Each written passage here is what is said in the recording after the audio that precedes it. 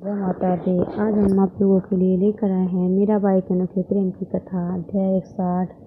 आशा करती हूँ आप लोगों को बहुत अच्छी लगेगी। अगर अच्छी लगी तो लाइक शेयर जरूर करें, सब्सक्राइब जरूर करें, बेल आइकन जरूर दबाएं, जिससे आपको अगली कथाएं सबसे पहले आपके पास आ जाएंगे। तो चलिए शुरू करते हैं। माधवी, एक रात श्याम सुंदर ने कहा, अब तू यहाँ नृत्य लीला में न आकर भक्ति किया कर। तुम्हारे दर्शन स्पर्श भाषण से लोगों का कल्याण होगा। तुम्हारा प्रभाव देखकर लोग भक्ति पथ पर अग्रसर होने का उत्सव पाएंगे। अभी यही वृंदावन में रहो, कुछ समय के पश्चात किसी अन्य स्थान पर जाने के लिए प्रेरणा प्राप्त करोगी। सिर झुकाकर मीरा प्राणवध की बातें सुनती रही। प्राणों में एकाएक वियोग की असहाय पीड़ा से मीरा की पलकें ऊपर उठी। वह भाव और पीड़ा के सम्मिलित अथाह महासागर में भी बड़वन की सुलग उठी।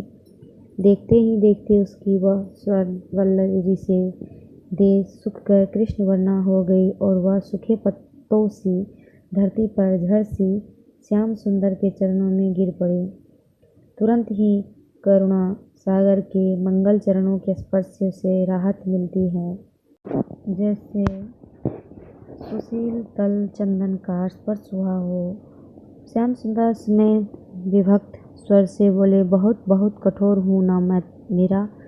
तुझ सुमन सुकुमार के लिए कंकट विग्ध पथ पर चलने का विधान कर रहा हूँ। कमल की पाखड़ियों से खिले नेत्रों से आंसुओं की दो बूंदें स्वच्छ धुली ओस की बूंदों की भांति चरणों पर पड़ी मीरा के मस्तक पर गिर पड़ी। मीरा प्राणनाथ को कष्ट में देख विचलित हो गई। नहीं नहीं प्रभु, ऐसा न कहें। जो भी मेरे मंगल के लिए आवश्यक होगा आप वही विधान मेरे लिए निश्चित करेंगे, यह मुझे पूर्णतः विश्वास है। आप निसंकोच कहें। आपकी आज्ञा शिरोधारी प्रभु। वह तो इन चरणों से दूर होने की आशंका ही अपराध है मेरा। नहीं तो मैं आपकी आज्ञा पालन करने के लिए प्रस्तुत हूँ। मीरा माधवी। प्रभु ने मीरा को चरणों से ऊपर उठाया और भाव में विहल हो कांपते स्वर में बोले, तू जब चाहोगी मुझे अपने समीप पाओगी, पर अब तेरी वह अचेतन अवस्था नहीं रहेगी। बस इतना ही। सदा भवावेश में डूबे रहना भले ही तेरे लिए कितना ही रुचिकर हो, पर उससे दूसरों का क्या भला होगा। मीरा, तेरे सचेत रहने से ही दूसरे के भाव को पोषण मिलेगा। उनके प्रश्नों का तू समाधान कर उन्हें दिशा दे पाएगी। तेरी सेवा उनका कल्याण करेगी। तेरा स्पर्श यह लोकेशना लोककृति जहर लगती है। ऐसे भवावेश में डूबे रहने से केवल तुम्हें ही लाभ है। तुम्हें आसपास के जीव तो तुम्हारे अनुभव से वंचित रह जाएंगे ना, और फिर तुझे कृति आक्रांत करे इतना साहस उसमें नहीं है। फिर मुस्कुराते हुए ठाकुर बोले, और फिर मेरे प्रिय भक्त की सुकृति मुझे कितना सुख देती है और तुझे ज्ञात भी नहीं होगा, और ना ही उन्हें। जिनका कल्याण होगा दोनों ही बेखबर रहेंगे। तब तो ठीक है ना। थोड़ा सोचते हुए श्याम सुंदर फिर मधुर सिंचित वाणी में कहने लगे, एक और भी शुभ प्रयोजन है। इस देश का शासक तुम्हारे दर्शन से पवित्र होगा। और जानती है मीरा, तेरे सेवक सेविकाएं नित्य रो रो कर तुम मुझसे अपनी स्वामिनी के आयोग के लिए प्रार्थना करते हैं। श्री कृष्ण मुस्कुराए, उन पर कृपा कब होगी प्रभु। उन्होंने तो मेरी सेवा के लिए अपनी गेह का मोह भी छोड़ दिया है। बस वे मेरी ही चिंता में व्यस्त और व्याकुल रहते हैं। तेरा कथन मेरा कथन है। मेरे भक्त की सेवा मेरी सेवा है, क्योंकि तू तो है ही नहीं है। मुझमें निरंतर मैं ही क्रियाशील हूँ। अतः तेरे सेवक के कल्याण में संदेह बाकी ही कहाँ रहा। ठाकुर ने मीरा के सिर पर हाथ रखते हुए कहा, और हाँ, यह ले। एक चंदन की कलात्मक छोटी सी मंजूषा मीरा की ओर बढ़ाई। यह चमेली को दे देना, जिसके कारण से वह चिंतित है, उसका समाधान इसमें है। तभी चंपा ने आकर कहा, आज के नृत्योत्सव में प्रथम नृत्य माधवी का हो, ऐसा श्री किशोरी जी का आग्रह है। मीरा ने स्वामिनी जी की आज्ञा पा प्रसन्नता से दोनों हाथ जोड़कर मस्तक से लगाए। इधर वृंदावन में मीरा की भक्ति लता सुगंध चंदन की तरह चारों दिशाओं में व्याप्त हो रही थी। जय श्री राधे की द्वार पर पुकार सुनते ही केसर उपस्थित हुए। पधारे भगवान। सत्संग कक्ष में बैठी मीरा आहट सुन उठ खड़ी हुई। देखती है कि साधारण नागरिक वेश में दो भव्य पुरुष अभिवादन कर रहे हैं। मीरा ने उत्तर में हाथ जोड़कर सिर झुकाया और आसन पर विराजने के लिए अनुरोध किया। उसमें से एक युवक ने विनम्रतापूर्वक कहा, सुयश सुनकर श्रवण कृतार्थ हेतु सेवा में उपस्थित हुआ हूँ। मीरा ने बोलने वाले की तरफ देखा तो दाहिने हाथ पर बंधी तर्जनी पर दृष्टि रुकी। उस पर मिजराब सितार वादन के लिए मुद्रा धारण का चिन्ह अंकित था। मेरा मन ही मन सोचने लगी, अवश्य कोई गुणी कलावंत है। उससे थोड़ा पीछे की ओर इस 20-22 साल का युवक अत्यंत साधारण वेशभूषा में होने पर भी उसकी दृष्टि और मुख मृदा से छलकता रोबे हुकूमत उसे विशिष्ट बनाए देख रही है। यह सेवक की तरह बनकर आया था, पर उसकी बैठक राजा की तरह थी। वह उत्सुकता पूर्वक मीरा की ओर देख रहा था। मीरा ने अतिशय विनम्रता से मुस्कुराते हुए कहा, सुयश तो भगवान का अथवा उनके अनंत प्रेमी जनों का ही श्रवण योग होता है भाई। साधारण जनों का यश तो उन्हें पतन की ओर धकेल देता है। यश बहुत भारी चीज है, इसे झेलने की शक्ति होनी चाहिए।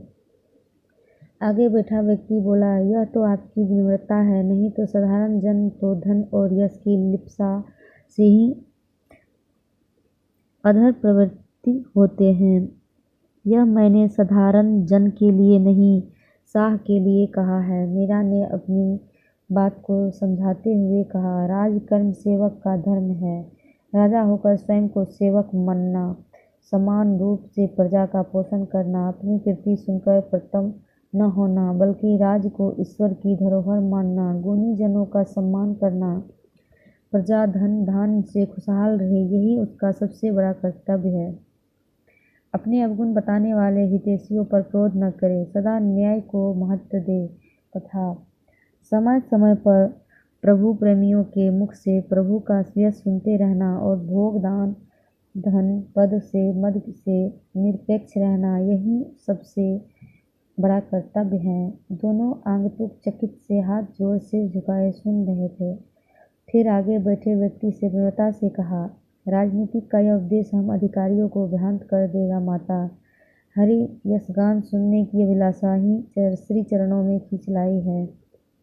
मीरा ने मुस्कुराते हुए कहा, प्रभु किसके द्वारा क्या कहलवाना चाहते हैं यह हम कैसे जान सकते हैं। सत्य तो यह है कि दाता केवल एक है, बाकी तो सब भिखारी है, चाहे तो राजा हो या कृषक। पुनः पद सुनने की प्रार्थना पर मीरा ने एक तारा उठाया। चमेली ढोलक और केसर मंजीरे बजाने लगे। मन रे परसी हरि के चरण, सुभग सुशीतल कवल कोमल, त्रिविध ज्वाला हरण, दोनों झूम झूम गए। आंखें झरने लगी। सिंगत में ऐसा आनंद भी होता है, यह दोनों अतिथियों के लिए नया अनुभव था। मीरा ने आगे बैठे व्यक्ति से गाने का आग्रह किया। वे चौंक कर बोले, मैं सरकार। मीरा बोली, वाणी की सतर्कता तो हरि गुण गान में ही है। जग रिझाए क्या मिले, थोथा धान पुआल, हरि रिझाए हरि मिले, खाली रहे न कुठार। मीरा ने सहजता से कहा, देखिए कोई भी गुण अगर उस प्रभु से जुड़ जाए तो उसमें स्वाभाविक मधुरता आ जाती है। जग को अपने गुण को रिझाने से क्या मिलेगा। धन्य धान और हरि को रिझाने से तो स्वयं हरि ही प्राप्त हो जाएंगे। मीरा के निवेदन पर उस व्यक्ति ने मीरा का ही एक पद गाया। तार झंकृत करते हुए उसने आंखें बंद करके गाना आरंभ किया। रगों में कठिन उतार चढ़ाव तो मानो उसके सदे हुए कंठ का सरल खेल ही हो। धन्य धन मीरा के मुख से निकला। आगंतुक ने संकोच से सिर नीचे झुकाते हुए कहा, धन्य तो आप हैं सरकार, हम तो दिशाई के कीड़े हैं। मीरा ने अतिथि के गान से आनंदित होकर कहा, सो कुछ नहीं, प्रभु ने आपको विशेष संपदा से नवाजा है। जिसको उस प्रभु ने जो दिया उसी से उसकी सेवा की जाए तो उस गुण की भी सार्थकता होती है। उस व्यक्ति ने पुनः निवेदन करते हुए कहा, कृपा मेहरबानी होगी यदि एक पद इस गुस्ताखी के लिए माफ़ी बख्शे। कहते हुए आंखों से आंसू ढलक पड़े। मीरा ने पुनः आलाप से ठाकुर जी की शरणागत वत्सलता का एक करुणापूर्ण पद आरंभ किया। सुनिया हरि अधम उदाहरण भव भय तारण। गज डूबता अरज सुन, धाया मंगल कष्ट निवारण। द्रुपद सुता सो चीर बढ़ायो, दुशासन मद मारन। प्रहलाद री प्रतिज्ञा राखी, हिरणाकुश उधार विदारन। ऋषि पत्नी कृपा पाई, विप्र सुदामा विपदा निवारण। मीरा री प्रभु अर्जी मारो, अब अबेर किन कारण। इसे आगे हम अध्याय 109 में देंगे। तब तक के लिए धन्यवाद। जय माता दी।